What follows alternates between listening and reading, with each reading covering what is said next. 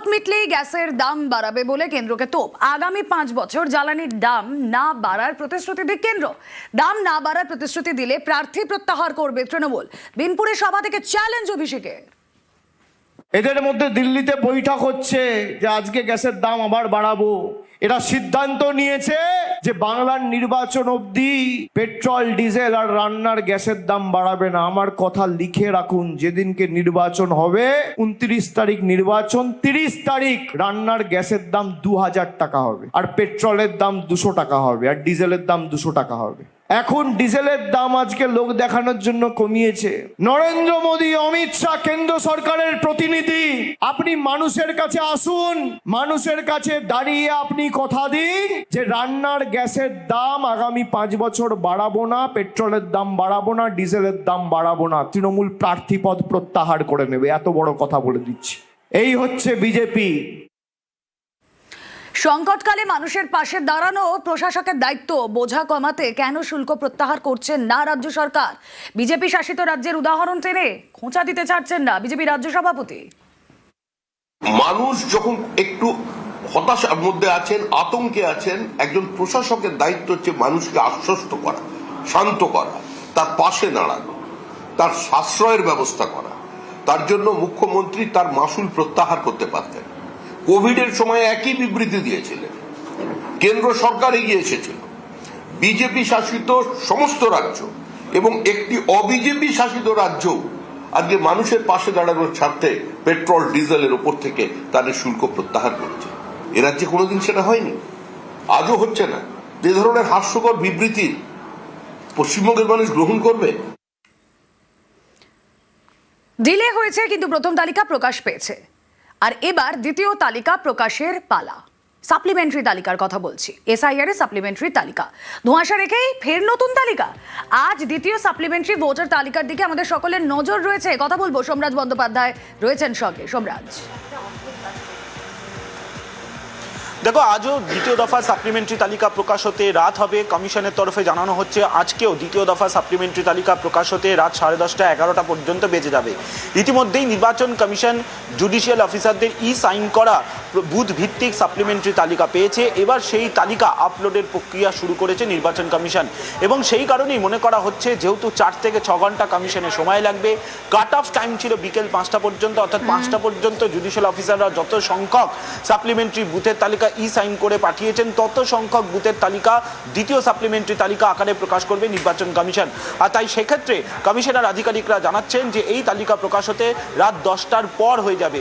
অর্থাৎ তালিকা প্রকাশ হতে আমরা দেখেছিলাম যে সোমবার রাত 11:45 নাগাদ নির্বাচন কমিশন প্রথম দফা সাপ্লিমেন্টারি তালিকা প্রকাশ করেছিল। ফলত মনে করা হচ্ছে আজও সাপ্লিমেন্টারি তালিকা প্রকাশ হতে সেই রাত হবে, রাত 10টা বেজে যাবে, তেমনটাই কমিশন সূত্রে জানা যাচ্ছে। ওকে সোমরাজ। यदि ওরা 5টার সময় মধ্যে কাট অফ থাকবে তো 9টা 10টা বেরোবে। ইসি এটা ইসিআই যে আছে, যত অবজারভার আছে পশ্চিমবঙ্গে, জেনারেল, পুলিশ আর ফাইন্যান্স, ওদের সঙ্গে মিটিং করছে। এসআইআর এর নামে গণহত্যা কমিশনের এখনো পর্যন্ত সাপ্লিমেন্টারি তালিকা প্রকাশে না আসায় ক্ষুব্ধ মমতা। বিজেপির কথায় কমিশন নাম ভ্যানিশ করছে বলে সপ্তমে সুর তৃণমূল নেত্রী। সব বাদ দিয়ে দিচ্ছে, এখনো পর্যন্ত লিস্ট বের করেনি। আমার কথা হচ্ছে সুপ্রিম কোর্ট বলেছিল লিস্ট বের করতে। ফার্স্ট সাপ্লিমেন্টারি লিস্ট আমরা কেউ এখনো পাইনি, পাবলিক ডোমেনেও আসেনি। এর থেকে বেশি গণতন্ত্র হত্যা, আনফরচুনেট ফর ডেমোক্রেসি হতে পারেন না। 28শে ফেব্রুয়ারি লাস্ট লিস্ট বেরিয়েছিল, তারপরে অ্যাডজুডিকেশনের লিস্ট এতদিন ধরে হিয়ারিং হলো, তাতেও তো 50% নাম আমি শুনেছি কেটে কেটে বাদ দেওয়া হয়েছে, এবং দেখে দেখে বাদ দেওয়া হয়েছে। যা চলছে তা সুপার হিটলারকেও ছাড়িয়ে যাবে। টোটালটা বিজেপি ভ্যানিশিং ওয়াশিং মেশিন হয়ে গেছে। ডেমোক্রেসিটাকেই ভ্যানিশ করে দিচ্ছে, মানুষের অধিকারটাকেই ভ্যানিশ করে দিচ্ছে। এদের দেখে আমার ঘৃণা হয়, লজ্জা হয়। বাংলার প্রতিটা মানুষ এর জবাব দেবে। একটা পরিবারে একজনের ভোটের নাম আছে, 4 জনের নেই। আর দেখে দেখে অনেক কমিউনিটি থেকে লক্ষ লক্ষ নাম বাদ দেওয়া হয়েছে। কার জমিদারি এটা? বিজেপির জমিদারি দেশটাকে বেঁচে দিয়ে লজ্জা করে না? মানুষের ভোটাধিকার কেড়ে নিয়ে ভোট করবে, আর ভ্যানিশ কুমারের নামে ওয়াশিং মেশিন চালাবে, আর সবকিছু লোক সহ্য করবে? বিদ্রোহ হবে, ধর্মের কল বাতাসে নড়ে। আজ রামনবমীর দিন বলে গেলাম। এসআইআরে একের পর এক নামবাদে ষড়যন্ত্রের অভিযোগে বিজেপি ও কমিশনকে তুলোধনা মমতার। জেলায় জেলায় ট্রাইব্যুনাল তৈরির দাবি তৃণমূল নেত্রী। আমি শুনেছি সুতির একটা ব্লকে লোকি আছে মনে হয় 500, একটা বুথে 400 বাদ, এরকম অনেক জায়গা আছে। বসিরহাটে একটা ব্লকে হয়তো 600 ভোটার আছে, 400 বাদ। এসব কে করেছে, কারা করেছে? একদিন না একদিন তো মানুষ কৈফিয়ত চাইবে। বুথের পাটা থাকলে আমি বলবো লিস্ট বের করুন আগে, মানুষকে জানতে দিন কার নাম আছে কার নাম নেই। যার নেই তাকে জেলায় জেলায় ট্রিব্যুনাল করে তাদের নাম তোলার ব্যবস্থা করে দিন। আমরা বিনা পয়সার লয়ার দিয়ে সাহায্য করব, কিন্তু মানুষের গণতান্ত্রিক অধিকার কেড়ে নেওয়ার কোনো অধিকার কারও নেই। ঘাটালে এক গ্রামে 500 বাদ, নতুন ভোটার তালিকায় 500 নাম বাদ। 3টি বুথ মিলিয়ে অন্তত 500 নাম বাদ। ঘাটালের মোহনপুর পঞ্চায়েত এলাকায় ব্যাপক বিক্ষোভ। 2002-এর লিস্টে যেহেতু আমার বাবার নাম ছিল না, তাই আমার দাদুর নাম দিয়ে লিঙ্ক করিয়েছিলাম। আমার দাদুর নামের স্পেলিং মিস্টেক ছিল, সেই জন্য আমি সব ডকুমেন্টস জমা দিয়েছি। আমার বার্থ সার্টিফিকেট, মাধ্যমিকের অ্যাডমিট কার্ড, কাস্ট সার্টিফিকেট, তারপরেও আমার নাম ডিলিট হয়ে গেছে। এখন কি করবেন? আইনের দ্বারস্থ হবে। হ্যাঁ, আমাকে ডাকা হয়েছিল মানে ভোটারদের জন্য, কিন্তু আমার বাবার নাম বলা হয়েছে এআই টেকনোলজিতে। আমার বাবার নাম শেখ ফজলুর রহমান আছে, এআই দেখানো আছে এ রহমান। তো সেক্ষেত্রে আমি সমস্ত আমার জন্ম সার্টিফিকেট থেকে এবং মাধ্যমিক উচ্চ মাধ্যমিক গ্র্যাজুয়েশন অনার্স দিয়েছিলাম, Aadhaar card, voter card, PAN card, driving licence, তারপরও আমার নাম ডিলিট করা। আমি আইনের দ্বারস্থ হয়েছে, ট্রাইব্যুনালে অলরেডি অ্যাপিল করে দিয়েছি। ঘাটালের মোহনপুর পঞ্চায়েত এলাকায় ক্ষোভ। ঘাটালে এক গ্রামে 500 নাম বাদ এবং নাম বাদ যাওয়া তালিকায় যাদের নাম বাদ গিয়েছে তারা আইনের দ্বারস্থ হবেন বলেও বলছেন। আর এই নিয়ে রাজনৈতিক চর্চা শুরু। ভারতবর্ষ স্বাধীনতা পাওয়ার পর প্রায় 10 থেকে 12 বার এসআইআর হয়েছে, এটাই প্রথম হচ্ছে, এরকম নয়। তবে এসআইআর করার কারণ হচ্ছে ভোটার তালিকা সংশোধন। সে জায়গায় বিভ্রান্ত হওয়ার দরকার নাই। যাদের নাম বাদ গেছে তাদেরকে আমার ব্যক্তিগত মত সঠিক তথ্য দিয়ে জমা করুন। এখনো তো 30 তারিখ পর্যন্ত নাম জমা নিচ্ছে। শুভেন্দু অধিকারী, সুকান্ত মজুমদার, এই সমস্ত নেত্রীরা যেভাবে টার্গেটকে বেঁধে দিয়েছিল সেই টার্গেট তারা হাঁটছে, আর সেটারই প্রতিফলন আমরা বাস্তবে দেখতে পেলাম। মহিলাদের যারা লক্ষ্মীর ভান্ডার পায় তাদের না, ওরা লক্ষ্মীর ভান্ডার পাওয়া মেয়েদের ভয় করে। ওদের নেতা এখানে বলছে লক্ষ্মীর ভান্ডার মেয়েদের ঘরে শিকল দিয়ে রেখে দেবো, ভোটের দিনে রেখে দেবো, ভোট দিতে দেবো না। তো তারই তো প্রতিফলন আমরা দেখতে পাচ্ছি। সেই জন্য এত সংখ্যক মহিলাদের নাম বাদ গেল। যে আমরা এসআইআর এর পক্ষে, এসআইআর এর বিরুদ্ধে নয়, কিন্তু এসআরটা হোক একটা স্বচ্ছ তালিকা তৈরি করে সমস্ত বৈধ ভোটারকে ভোটার তালিকায় সংযোজিত করে তারপরে নির্বাচনে অংশগ্রহণ করতে হবে। এটা আমার দাবি। কেন তারা বাদ যাবে? আমাদের এই প্রশ্ন, কেন বাদ যাবে তারা? কাদের কারণে বাদ যাচ্ছে? এটা একটা ষড়যন্ত্র। আমরা মানুষকে আশ্বস্ত করব। ভোটার তালিকা থেকে 255 জনের নাম বাদ। সোমবার মাঝরাতে প্রথম সাপ্লিমেন্টারি লিস্ট প্রকাশ, আর সেই তালিকায় বাদ একই বুথে 255 জন। 935 জনের মধ্যে 255 জনের নাম বাদ। বসিরহাট 2 নম্বর ব্লকের বড় গোবরার ঘটনা। কমিশনের বিরুদ্ধে ষড়যন্ত্রের অভিযোগ গ্রামবাসীর। এপিক নিয়ে কমিশনের বিরুদ্ধে ব্যাপক বিক্ষোভ।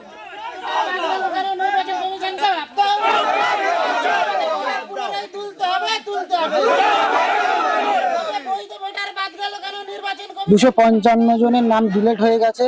255 জনে এখানকার বৈধ নাগরিক।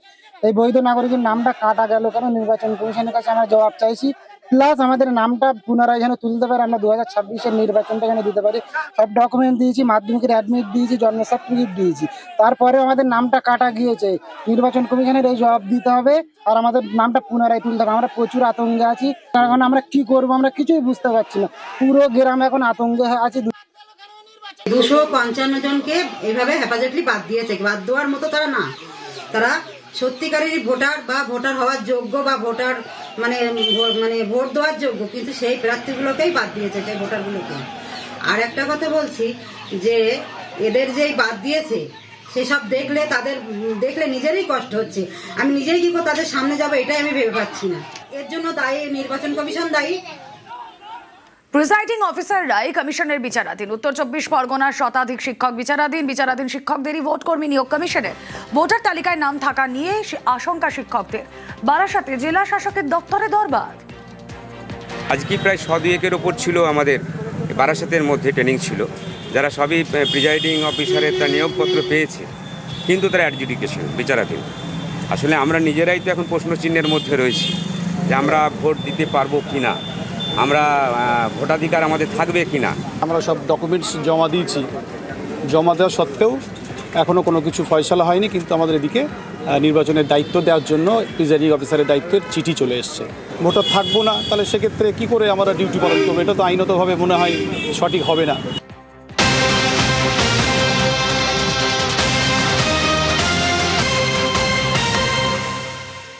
ভোট প্রশিক্ষণে আক্রান্ত ভোট কর্মী।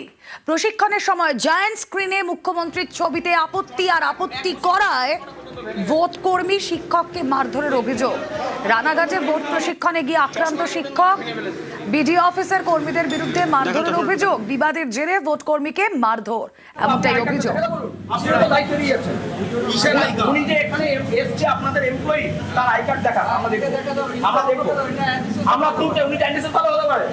আপনাদের হয়তো ভয় দেখিয়ে রেখেছেন, এরকম তো হতে পারে।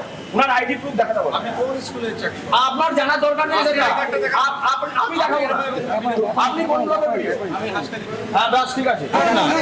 না আপনি দাঁড়ান। আচ্ছা আপনি ওনাকে বাঁচাচ্ছেন, বাঁচানো নিয়ে বাঁচাচ্ছেন। উনি এত বড় অন্যায় করলে আপনি ওনাকে বাঁচাচ্ছেন। আপনি ওনাকে বাঁচাচ্ছেন বলার জন্য, আপনি কথা বলার জন্য ওনাকে আইডি প্রুফ দেখাতে বলুন। কথাটার বাস্তবতায় মানে আপনি কি করবেন? না ভয় দেখাচ্ছেন। আপনি কি করবেন? আমার স্টাফ কে আছে? আপনি কোথাকার ভিডিও? আমি হ্যাঁ আপনার স্টাফ কে আছে আমার জানার অধিকার আছে। হ্যাঁ আপনি এত বড়ই বলেছেন।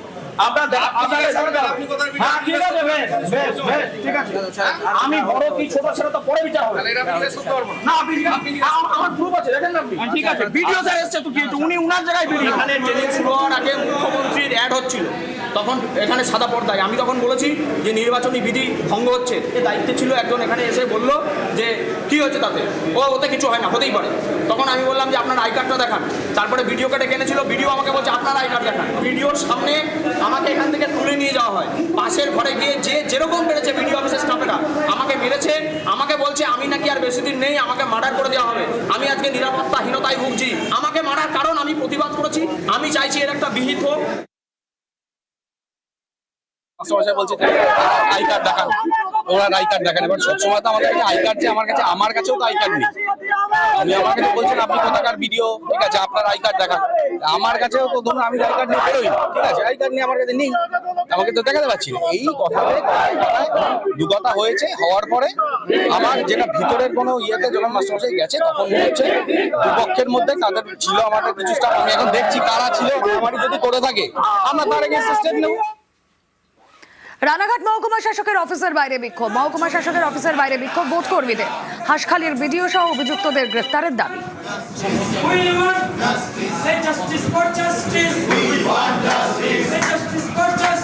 We want justice.